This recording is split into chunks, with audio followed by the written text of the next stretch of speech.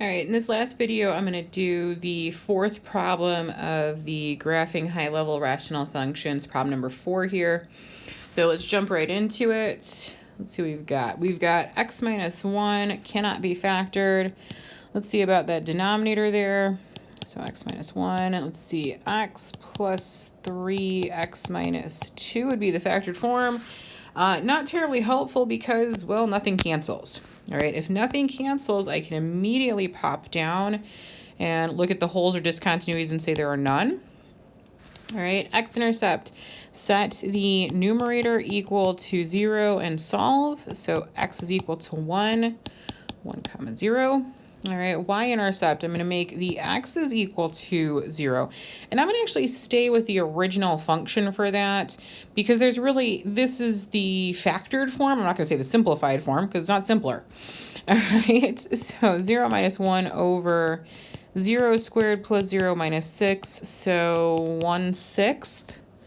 All right, so 0 comma 1/6. Vertical asymptote. Take the factors of your denominator, so in this case there's 2 of them, set each one of them equal to 0. So you're going to have 2 vertical asymptotes here. So x is equal to -3 and x is equal to +2.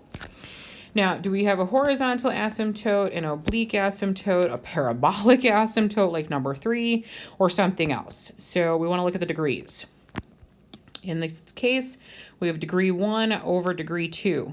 The degree 2 is higher in the denominator, which means we have a horizontal asymptote of y is equal to 0, and we have no other asymptotes, right? There's no oblique, no parabolic, so nothing else there. All right, let's see if we can put this in place and see what we get here. All right, x-intercept is 1, 0, and then 0, 1/16. All right, so 1, 0. I'm really going to zoom in here to try and get that 1/16 then. That looks about right. All right. Be careful with those. We have 2 vertical asymptotes. I'm going to go ahead and pop those in with highlighter, but again, I'm going to narrow down the highlighter. So -3 and +2. So +2 here. All right, -3 over here. And we had the horizontal asymptote of y is equal to 0, so that's our x-axis, which you're going to see for the first time, we actually have the x-axis as an asymptote, and we cross through it. So you can cross horizontal asymptotes. It doesn't happen often, but every once in a while it will. What you can never cross are vertical asymptotes. Okay, that's just, you can't. So we have a small problem here because I've officially run out of information. What I can tell you is what's in the middle. All right, I know this graph is basically going to curve up through 1. This is our x-intercept, up through the y-intercept, and then keep going to approach this vertical asymptote. Now, how do I know it does that? Well, it has to go through these 2 points, okay? And it doesn't have another x-intercept here to bounce down and back through, so I can't just go up and make like a U shape. So basically we have this little like S curve in the middle. It's really elongated. All right, so let me go ahead and draw that in.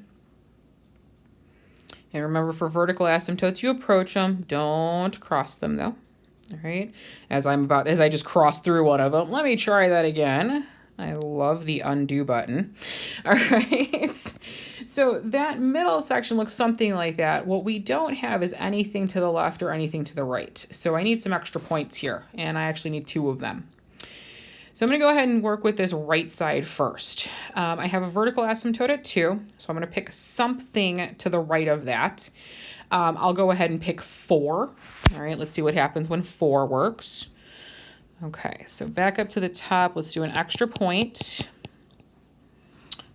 Extra point, and technically we're going to do 2 of them, so points. Let's go ahead and do x is equal to 4. All right, so if we use 4... we're going to have 4 minus 1 over 4 squared plus 4 minus 6. Okay, So 4 minus 1 is 3 over 16, 20, is that 14 there? 4 squared 16, 16 minutes, yeah, it's 14. So we have a very small positive number here, okay? So I'm gonna go ahead and slide down to 4 and 3/14. Okay, so 3/14 is, you know, somewhere in the positive range. So now I know that that curve is in this upper right quadrant, okay?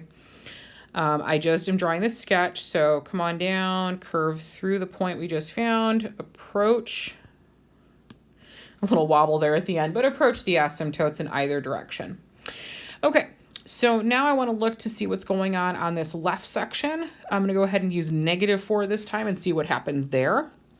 Okay, so I'm going to scroll back up so I can see my original function. So actually I'll change color too, just so I don't get myself confused. So x is equal to -4. So that's going to be -4 minus 1 over -4 squared plus -4 minus 6. Okay, so that's -5. 16 minus 4 minus 6 is going to be +6. So -5 over 6 gives me the ordered pair -4, -5 over 6. So I'm -4, almost at -1. So that kind of gives me an idea where that other point is. So let's go ahead and slide down. -4, -5, 6. So that tells me I'm in that lower left quadrant because I can't cross this horizontal asymptote. There's no x-intercepts to cross into. So I'm just going to go ahead and draw this curve. And if you need to draw it in multiple pieces so that you can get the curve right, do that with what you need. All right, so sometimes you can have curves that have multiple sections to them. This one has 3 sections. Most of the ones that we've seen so far have had 2, but it really just depends on what the problem looks like. Any questions or concerns, send me some messages, send me some emails, and I hope this has helped to explain a few things about rational functions.